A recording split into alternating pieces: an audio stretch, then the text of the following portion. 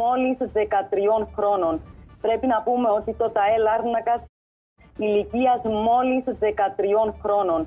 Πρέπει να πούμε ότι το ΤΑΕ Λάρνακας ειδοποιήθηκε γύρω στις 5 το απόγευμα για μαχαιρώματα σε σπίτι στην οδό Αρχιεπισκόπου Κυρίλλου στη συνοικία του Αγίου Ιωάννη στη Λάρνακα. Με την άφηξη της αστυνομίας εντοπίστηκε αιμόφυστο νεκρό ένα κοριτσάκι ηλικίας 9 χρόνων. Το κοριτσάκι διακομίστηκε στο Γενικό Νοσοκομείο Λάρνακας, όπου οι επικαθήκον γιατροί διαπίστωσαν το θάνατό του. Οι πρώτες πληροφορίες της αστυνομίας αναφέρουν ότι το κοριτσάκι μαχαιρώθηκε από τον 13χρονο αδελφό του ενώ βρισκόταν στο σπίτι τους. Πρέπει να πούμε ότι στην περιοχή έχουν σπέσει ισχυρές αστυνομικές δυνάμεις.